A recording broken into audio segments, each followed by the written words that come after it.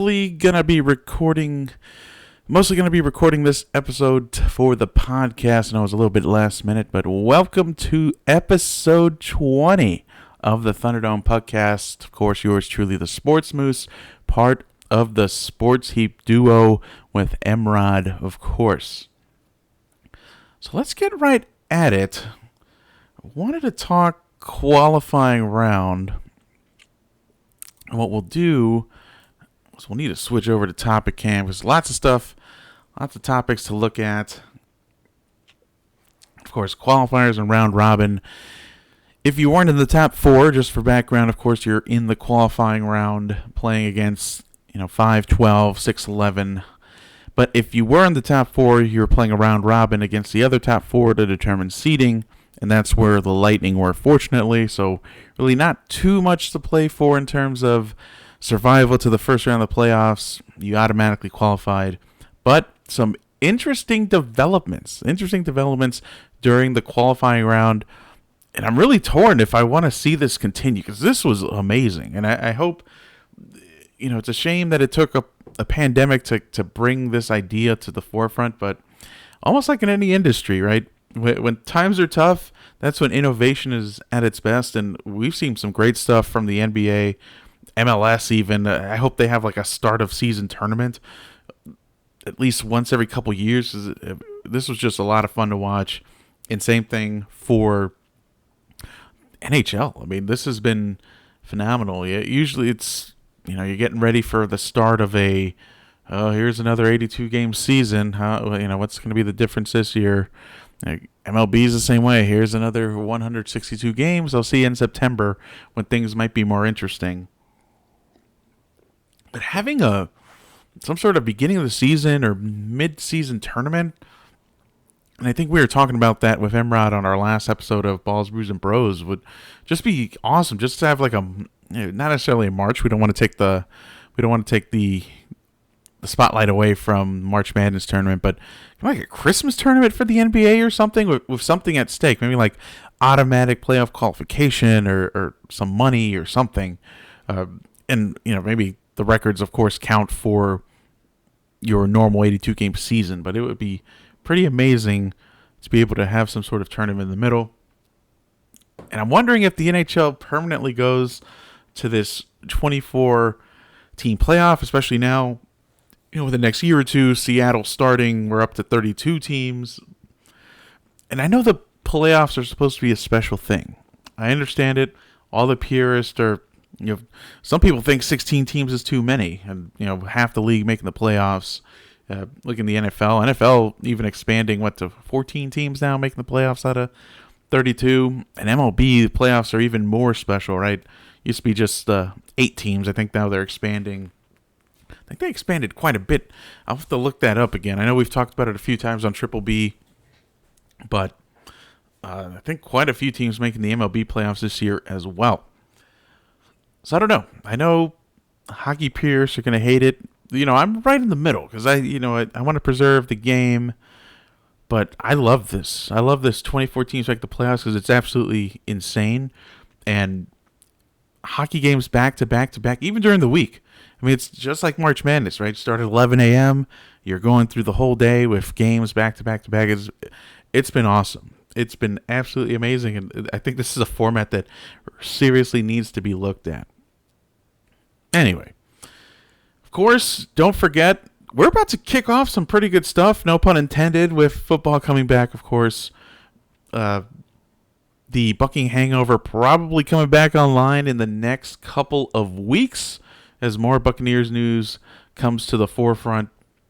And, of course, our very, very favorite $10 sports. It's on the horizon. I'm telling you, it's coming next month, more than likely, as we get our first round of bets for the NFL.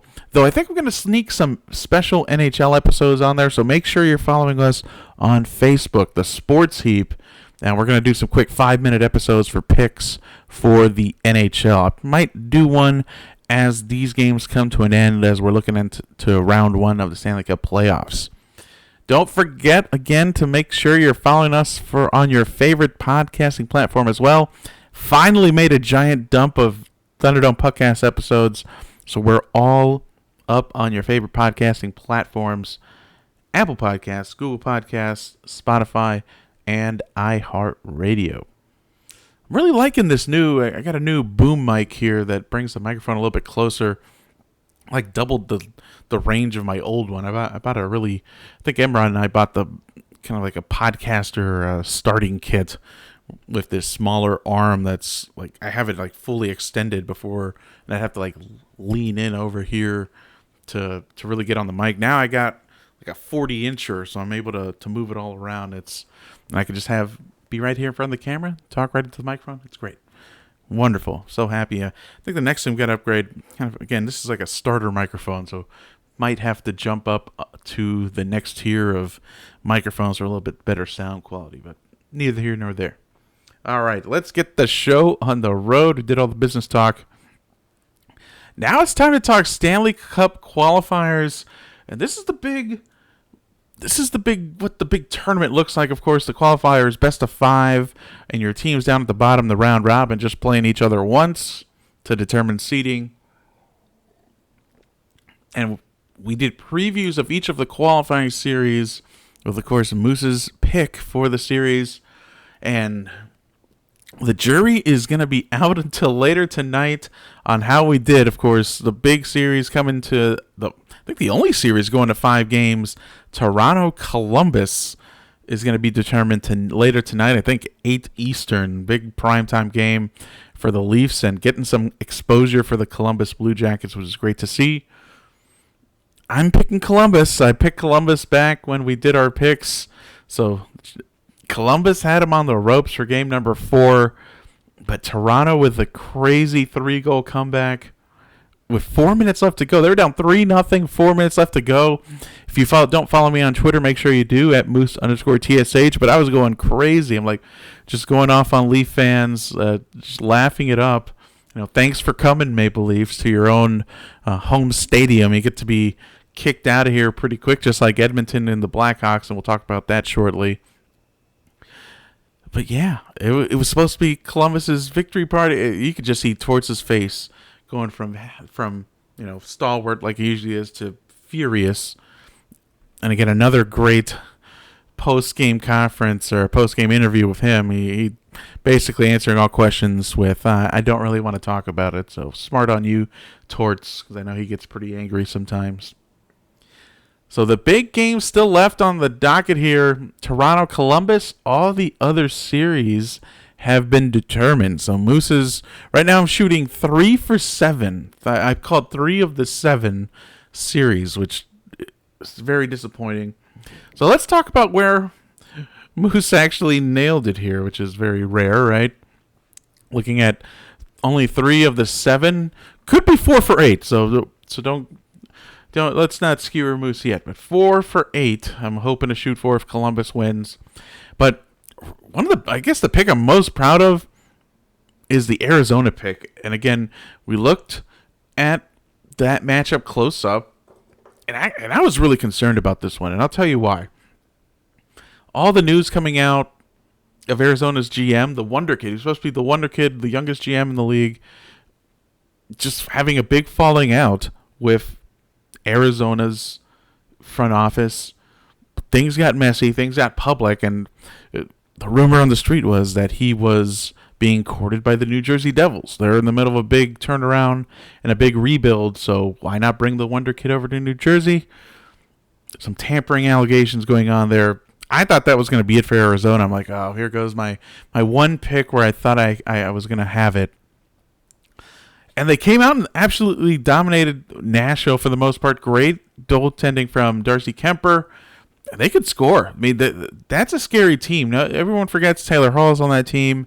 Everyone forgets that Phil Kessel's on that team. I think they could make some noise in the playoffs, depending on who they play in the first round. I'm going to be curious to see what that matchup's going to be. I think the 2 seed, I think it was determined to be the Colorado Avalanche. So I'm very curious to see what that matchup's going to look like, Arizona and Colorado. I think, are they Pacific Division rivals now? Or I think now. I think they will be division rivals when Seattle's in. So we'll have to look at those matchups and preview those next episode, on episode 21 of Thunderdome Puckcast. Nailed the Arizona pick. I was really happy about that when I thought the writing was on the wall, looking statistics and just goaltending. Saros getting the start for Nashville, and he played like a young goalie playing in his first playoff series. I mean, you had the experience of Pekka Rinne, but Rinne didn't really have a great year this year. So you can't knock the pick to start Saros. Just Nashville couldn't get the puck in the net. Just couldn't get it in there. In Arizona, for the most part, dominating games. A couple of OT games there, but good. I'm happy with that pick. Vancouver, Minnesota. I think that series was a little bit more close than I thought it would be. And actually, Vancouver winning the series 3-1 with a couple OT games there too. It was a tight series. But I think I think I got to watch 2 or 3 of those bits and pieces. Vancouver, I'm so excited for Vancouver. They've been kind of mediocre / bad for so long. And now they've gotten rid of some of the old timers, right? The Sedin twins are gone. Luongo gone. They've got young goaltending. They got Markstrom, and they've got their backup goalie. He's not going to play this year. I'm drawing a blank, but he's their goalie of the future. But Jacob Markstrom, absolutely the goalie of now. Great. We've talked about, I'm trying to think of some other. JT Miller, I think, is a great veteran presence on Vancouver, along with some of the young core that's being developed and coming up through the Utica system, which is their AHL team. So Vancouver, I think, is going to be really interesting to watch. I'm curious who they're going to be matched up with. It's probably going to be St. Louis. So that's a tough draw, St. Louis, Vancouver, for that first round, unless Dallas shows that they've showed up to this tournament and sneaks into the 3rd seed. Dallas probably a pretty solid 4th seed for this series. And then the other series we got right, thankfully, even though my heart really wanted to see the Florida Panthers advance and play the Lightning in the first Lightning-Florida playoff series. Islanders, and we'll talk about this at the end of the show. I think they're my sneak pick here, because their goaltending, Semyon Varlamov looked excellent. Their defense looked excellent. I think they only give up like 5 goals in 4 games or something like that. Something ridiculous like that. I mean, it was the Panthers. The Panthers looked so bad. I mean, we knew they were going to have a bad time after they got shellacked by the Lightning in the exhibition game. Florida's back to the drawing board. I mean, they had no business being in this tournament, and that became very apparent very quickly.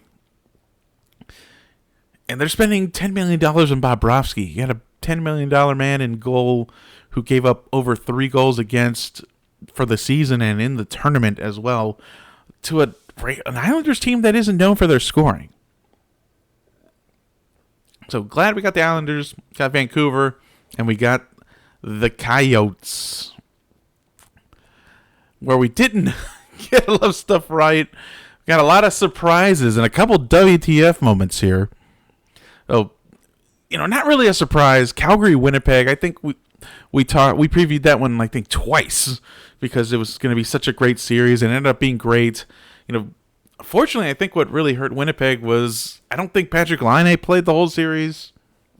I think Mark Scheifele was out with an injury for most of that series. So they were depleted. We already knew they were going to struggle scoring some goals, and then you take a couple of their top point producers out, you're going to have a bad time. And Calgary, surprise start in net. I thought it was going to be Rittich.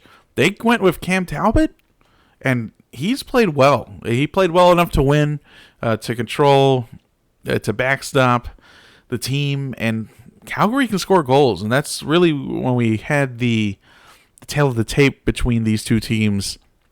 This is really where we knew the advantage would be Calgary's ability to score goals, and you have the likely Vezina Trophy winner, the best goalie in the league for the year in Hellebuck, and he looked okay. I think he was above average. not good enough to win the series by himself. He couldn't pull it off, circa like Carey Price did for Montreal against Pittsburgh. So not really a surprise with Calgary pulling that off. I was pulling for Winnipeg and picked Winnipeg. Not too disappointed in that pick. I think where I'm really disappointed in my pick was maybe overselling on the Rangers or overbuying on the Rangers, because I bought the Rangers hard, knowing that they were young and up and coming. We thought Shersteichen was going to start.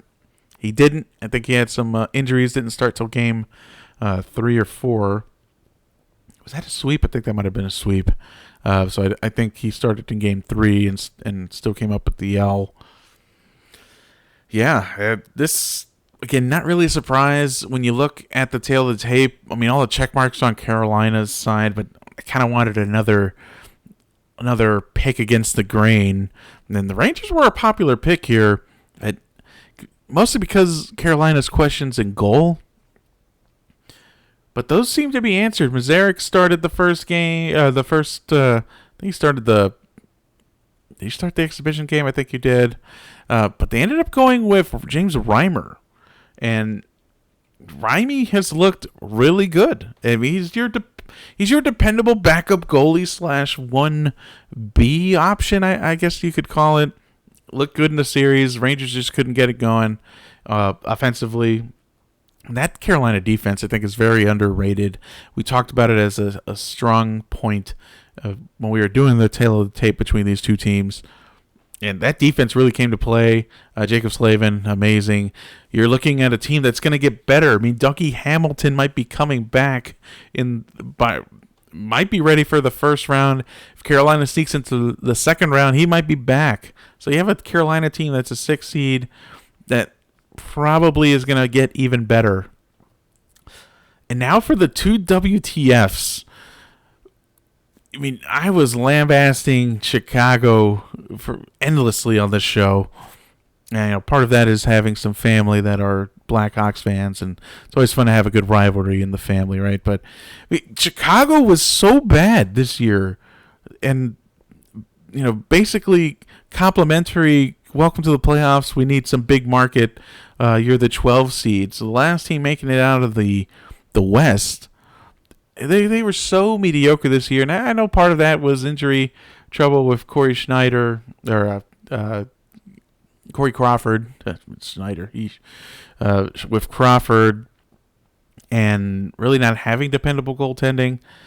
So a little bit of injury and some growing pains. I mean, I think we all love Kubalik. Great pick. He's going to be a star to come with the Blackhawks in probably the next decade, and some of their big name stars start fizzling out, or kind of on the back nine of their careers. So he's your guy to watch. DeBrincat, also another star for Chicago, up and coming. I didn't see this coming at all. I mean, I thought Edmonton was going to mop the floor with them. You saw Chicago winning the first game. It's like, oh, that's cool. Okay, Edmonton wins in the best of 4, best of 5. But Chicago put on an incredible offensive performance. Corey Crawford was good enough. That defense was okay, but just Edmonton couldn't score more than Chicago. I mean, there were some firehouse type games there, 6-4, 6-3, and it just came down, and we identified this as a possible issue. It was Edmonton's goaltending, just a big question mark. Floppy McFloppers and Mike Smith. There's plenty of teams and fans out there that have lived through the Mike Smith experience. He can be a solid goaltender, but kind of wilts in the playoffs sometimes, and he's just so floppy. He's just always down to the ice first, and then he's flopping around, and he looked terrible in Game 1 against the Hawks.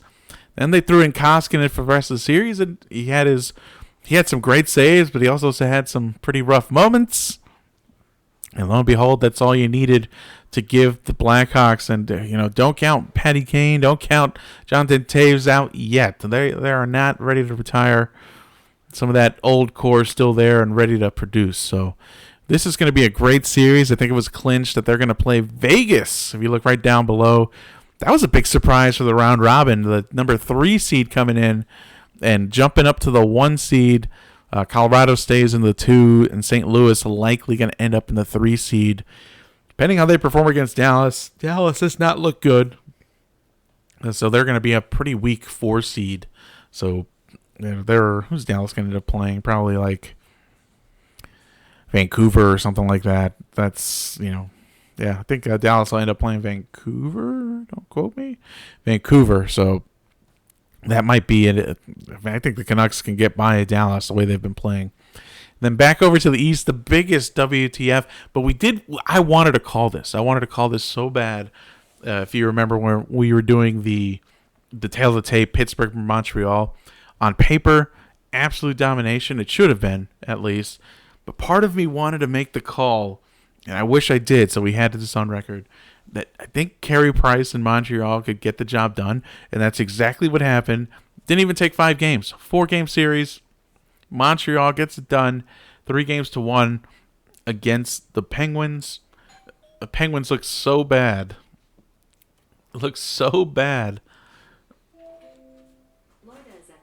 Against the Montreal Canadiens. It was pretty crazy. Unbelievable series. And I just knew it. Carey Price was going to carry this team and take them to the promised land. And there they are in the first round of the playoffs. Unbelievable. They'll be taking on the Philadelphia Flyers. If you look over on the eastern side of the bracket, big surprise for them on the East. They jumped up from the 4 seed up to the number 1 seed, with Boston potentially dropping to the 4 seed. Let me look at that score. They're playing right now. It was 0-0 when I last looked. Of course, Boston playing... Are they playing the Caps? I think they're playing the Caps right now. Where are you, NHL? For some reason, NHL hasn't defaulted on my ESPN, even though that's like the only sport I look at. Washington is up 1-0 on Boston. So you're looking at a potential matchup of Philadelphia against Montreal, of course. That's been clinched. But Boston going down to the 4 seed. That's crazy. They're probably going to play Carolina, which Boston has not been playing well. This could be a Carolina pushing through the Bruins here in round 1 of the playoffs. So we'll see. Washington potentially ending up in the 3rd seed. Lightning in the 2 seed, which is where they came in anyway. So no big deal on that, with the Lightning as the 2 seed. So really that's it for your surprises. Philly looks absolutely amazing. And of course that was the 3rd game for the Lightning in their round robin series. And we'll talk about that game 3rd. Big loss for the Lightning there. So let's hop over to our bolts section. We're going to talk about all 3 games here. Basically, before we hop over there, of course, with only 3 of 8 potentially being picked right, just go ahead and scratch out. Go ahead and scratch out the qualifiers. I know nothing about hockey apparently. Just give it a big scratch out there. All right. So now let's talk about Lightning and Capitals.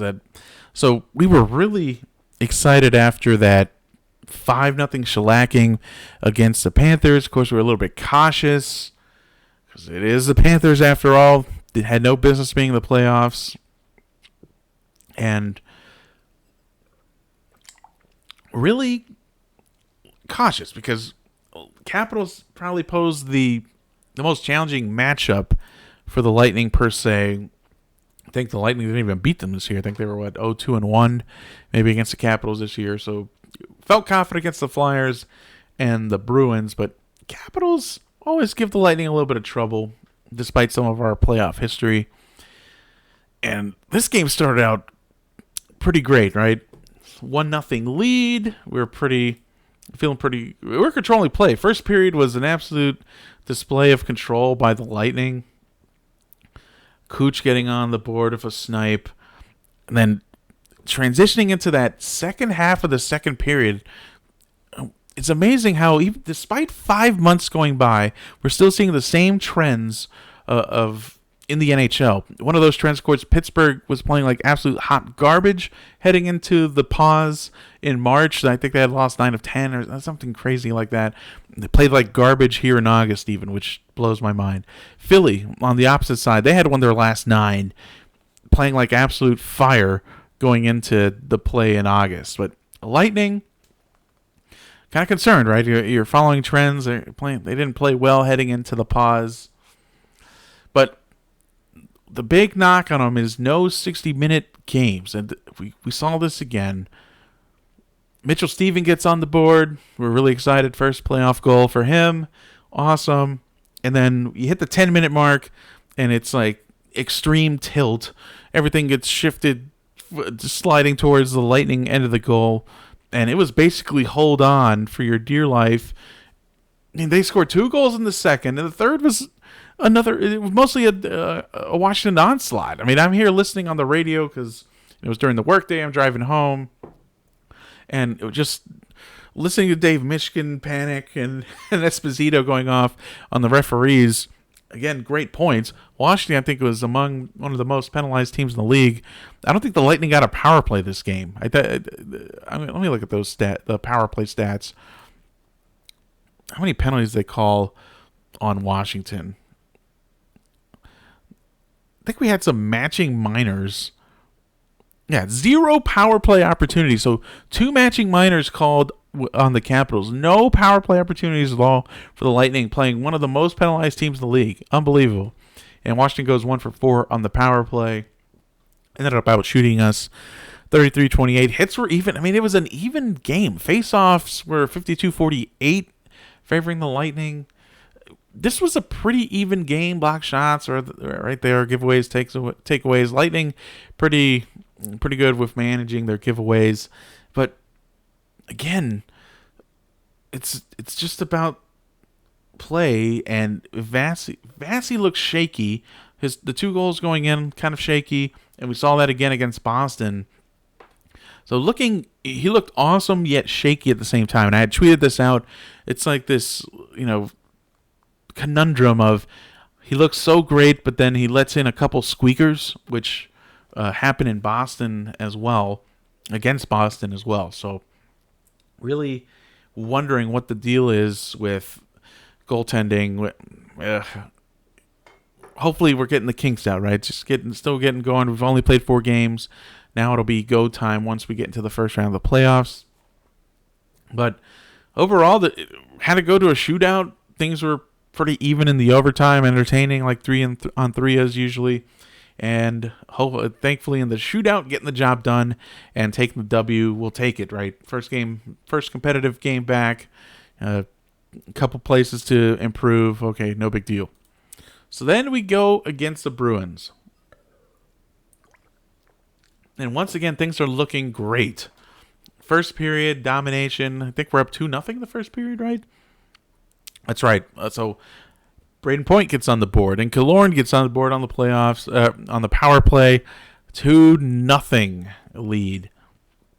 And then, again, the tide turns a little bit, and pressure starts. We can't get the puck out of the zone. We're having trouble controlling play. It's one and dones and no really quality second chance opportunities.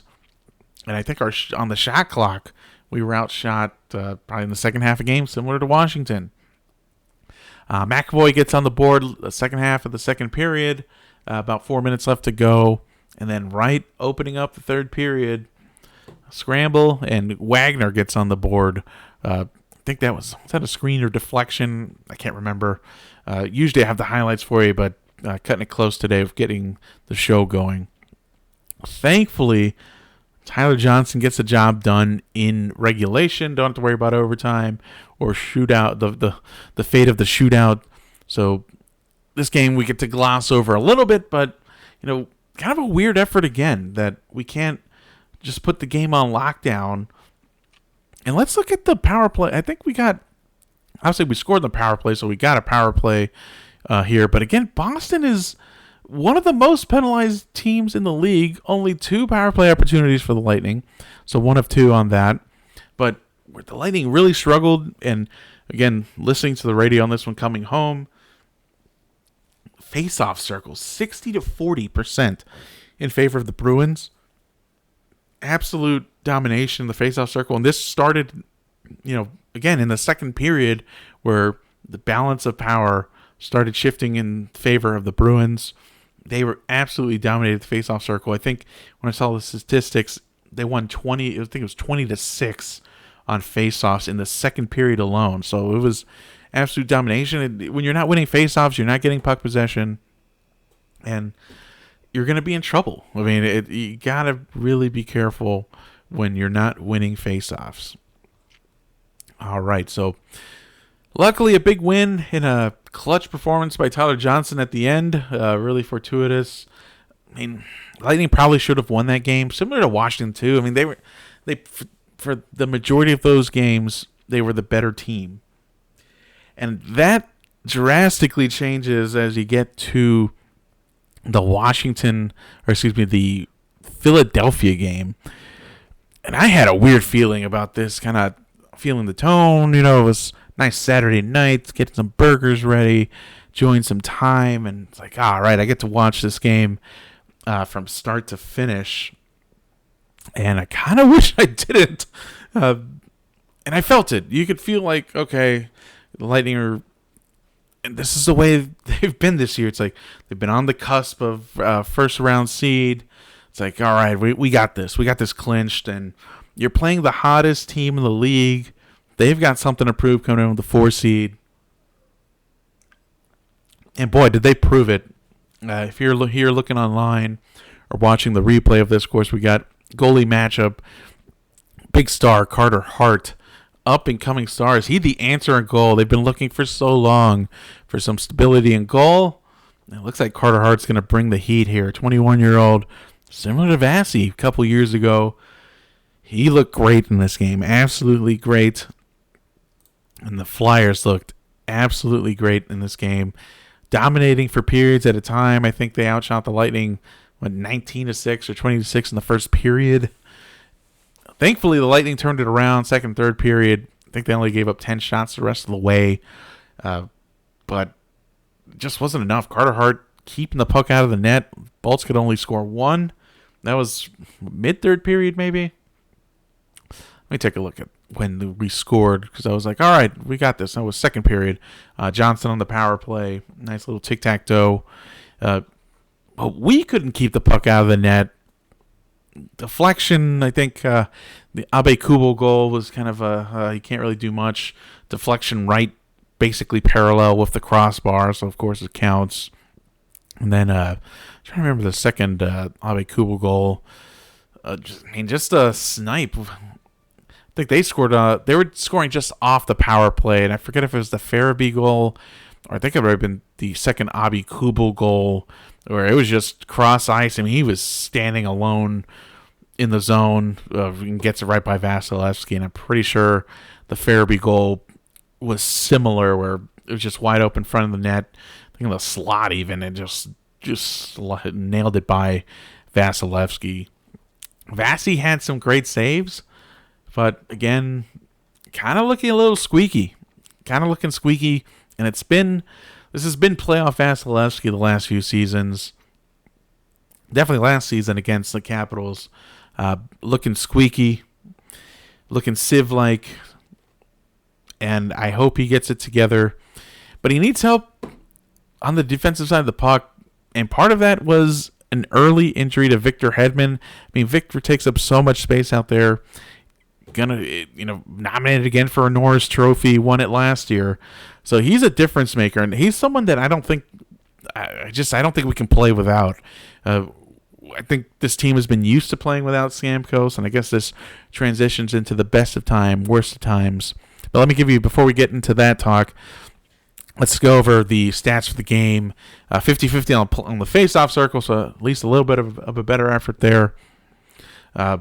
Hits, though, Lightning, and we talked about this. This is the big difference, I think, between 2019 Lightning and the 2020 Lightning, is they are gritty. I mean, Goodrow's been a great addition. Blake Coleman has been, even though he hasn't made it on the score sheet yet, I don't think, his physicality, I think, has been great. He's like a pest, like a better version of Paquette, I would say. that we know that he can score deep down, but he has been just in everyone's faces, in the goalie's faces, got a little bit too close to Carter Hart this time, and I think that's when they scored the almost power play goal right off of when it was expired. But I love the grit. Pat Maroon, Big Rig, has been a great addition to the team as well. We're getting some respect and space on the ice because of it. So I think we out-hit him. Was the hits 50-26? So it was amazing to see the Lightning actually out-hitting a team. Face-offs were dead even. And this game was, I guess, called a little bit better. You're still seeing some swallowing of the whistle. I think 3-3 on the power play opportunities, but there were some pretty blatant. I mean, Blake Coleman was blatantly boarded, no call, and then the best part is Bogosian comes in, wants to fight. Gosh, I can't forget. It was like number 15 or 17 on the Flyers, who boarded him, and of course doesn't drop the glove. So Bogosian gets the unsportsmanlike conduct. Like, it's just unbelievable. I don't know if it's a smart play. I think as a Lightning fan, you're angry at, like, come on, man, drop the gloves, let's go. But, kind of stood there. Bogosian didn't throw a punch, which is good. It might have been a lot more if he threw a punch, but he dropped his gloves, went at him, kind of tugged at him. And there you go, another power play for the Flyers, even though we should have had a boarding call on that one. So, at worst, even, right? Flyers going 1 for 3. Or Lightning actually going 1 for 3 on the power play with Tyler Johnson's goal. So, again, pretty even. Blocked shots, though, and I was texting with one of my Lightning buddies watching the game. I've never seen so many blocked shots in my life. Philly absolutely clogging the shooting lanes, even the passing lanes. I mean, Lightning were having a hard time sustaining pressure until about second half of the second period and the third period were absolute domination. We were in the zone 2 minutes at a time, but just couldn't get quality shots on net and couldn't get good shots on Carter Hart with all the blocking, and it's basically one and dones. And his rebound control, thumbs up. I mean, off to the side into the corner, no rebounds, rebounds away from where Lightning players are waiting for rebound opportunities. Again, absolutely thumbs up job by Carter Hart, and I can't wait to see what his future holds. So, again, that brings us to best of times, worst of times. And if you're watching along or watching the replay, it got big X's on Stamkos, big X. Should we go with the no good? No good. Yeah, no good right now for Stamkos. I hate some other stand. We mostly wanted to go with the big wrong there because it's just absolute bad luck. Continued bad luck with the injury bug for Stamkos. Wow, did we get a thumbs down? I made a thumbs down. This is how we feel about the Lightning injuries. A big thumbs down for that. And then we have Victor Hedman on there as well, going down. There's been questions about the ice condition here in Toronto. And, I don't know if he got cut in a rut, but a lot of weight going down on that ankle. It was scary. He was pretty frustrated, taking his frustration out on his stick as he walked away. So, we just mentioned it. Victor's someone that I don't see the Lightning playing well without. I mean, I think we've gotten used to life without Stamkos for quite a bit. We haven't had, whenever you have Stamkos in the playoff lineup, it's a pleasant surprise. He's had 2 injuries that have taken him out through the end of the season, and I mean, technically probably 3, right? This season, he was supposed to be out through the playoffs had they happened during normal times. But thankfully, we're having playoffs in August, so there was a chance that he was going to come back. I don't know if he re-aggravated during training camp. Hasn't played yet, so hopefully he'll be able to join us if we're able to get into round 1, past round 1 and round 2. But again, this team has looked so good at times, and it's about putting together a 60-minute effort. They've been able to slide by Washington and Boston. I think, Washington probably didn't play their best game. Boston's looking pretty crappy, so I feel confident against them in a 7-game series. But, man, if you got to play Philadelphia at some point, that's going to, unless we turn it around and get Victor back, and we're going to have some problems there. And I'm concerned about who we play here. I think one of the worst parts about not getting that number 1 seed is you're going to play a good team like Columbus. Ooh, bringing back memories from last year, right? Or Toronto. Toronto can score. Then they're fast. And if we don't have Victor, and if our defensive depth is not ready for that, it's lights out in the first round again. And I think we're cleaning house. And that's including probably Cooper in the hot seat if we're losing in the first round. Heck, if we're losing in the second round, I think he's in the hot seat.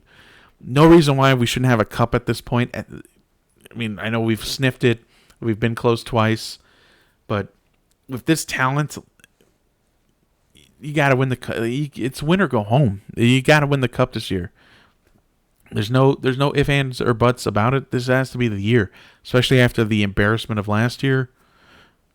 This has got to be the year that we get it done. I mean, there's really nothing to say about that. And I like Cooper. It's been 8 years of pretty solid coaching and dependable coaching, and we know what we're going to get. But there's no reason why we don't have a cup in these. We'll give them 6 out of the 8 years we've had a stacked team, and this is probably the most stacked team we've ever had. There's no reason why we shouldn't have at least one cup. Hawks and 6 over the Bolts, I wish. I don't know if I can see the Hawks beating. I could see the Hawks beating the Knights. I mean, when you're looking at round 1 series, the Knights look really good, but if they can get better goaltending from Corey Crawford, the Hawks are going to give teams problems because the old guard is coming together. I mean, we had a Jonathan Taves sighting in the playoffs. Patrick Kane looked pretty good. And we talked about their young kids. Kubalik is good. Duncan Keith is always dependable. I like the Hawks' chances against Vegas. It just depends what Vegas team shows up. And it looks like Robin Lehner, who was the backup to Corey Crawford, who was traded away at the trade deadline, is going to be starting for Vegas. And I think he's got some revenge on his mind because he was sent over to Chicago to compete. Another one. Compete with Crawford, and we knew Crawford was going to have some injury trouble this year. Thanks for the light, Chris. But yeah, I mean, that's going to be, I think, a series to watch because I'm really excited for that matchup to see how Robin Lehner behaves or plays against a Hawks team that kind of dealt him at the playoffs at the trade deadline. So kind of final thoughts and predictions, and I think these are my big 4 to look at. And you'll notice the Lightning are not there. My usual cynical self, not feeling confident, especially if we match up against. We're going to be forced to match up against Toronto or Columbus. We're going to have to get over those demons of Columbus, hopefully. And I don't like our chances if Victor's not there and if Stamkos continues to be out. But one team to watch, I think, is Vegas. Vegas. I think, 3 years in the league, 4 years in the league. They've made the playoffs every year. And they played great in the round robin. Chicago, I think, is going to be a good matchup for them. If they get by the Hawks, I think it's going to get pretty interesting pretty quickly. Philly has been absolutely on fire. And it's amazing how things carried over 5 months from the break. Almost 5 months now. They have dominated. They dominated the round robin play. Dominated the Lightning for the most part. They're getting great goaltending finally, dependable goaltending for Carter Hart. But we'll see how the 21-year-old plays in a full Stanley Cup series. Flyers, I think, are going to get the Montreal Canadiens. So we'll see how that matchup goes and if Carey Price can stand on his head. My sneak attack team, however, New York Islanders. They're not getting a lot of attention. Kind of a mediocre year. Their offense is trash for the most part. But their defense and their goaltending has been the core of their team. Like I said, I think they only gave up 5 or 6 goals in the 3 games in the series that they played against the Panthers. Yes, it's the Panthers. They kind of suck. But the Panthers were a top 3 offensive team. And for them to hold them down to that, I think speaks wonders to their defensive prowess and Varlamov playing in net. And I've been saying it all Puckcast long, probably when we started the Puckcast early this season for the Lightning, that Colorado, I think, is a team to beat out west. They looked a little iffy against the Golden Knights, but for the most part, I think that team is ready to roll. And if they continue to get solid goaltending, it seems like they don't know who to go with. They started both Francouz and Grubauer. If they can get the goaltending question figured out, they're going to be in good shape. So those are your 4 teams to watch. We should have another episode previewing the matchups for round 1. Those should all be set and ready to go for Tuesday. So we'll probably have another episode Wednesday going over my predictions for all the Stanley Cup official playoff round 1 matchups and how we think we're going to do there. So that is it for this special episode of the Thunderdome Puckcast. Thanks so much for joining us. Made it to episode 20. So don't forget to look for us on your favorite podcasting platform, Apple Podcasts, Google Podcasts, Spotify, iHeartRadio. We got all episodes on there. I'll make sure to upload episode 20 right now as we speak so you can watch or listen along with your listening pleasure in the car. You just tell Siri to find it. She'll find it for you. I've even tried it with Google. Google's been able to find the Thunderdome Puckcast. We're one of the first ones that pop up if you type in anything lightning even for your podcast search. So thank you so much for the support on the podcast and on here on Facebook as well. Should have another Triple B, probably one of our last Triple Bs coming up in the next few weeks as we'll transition over to our Buccaneers show, the Bucking Hangover.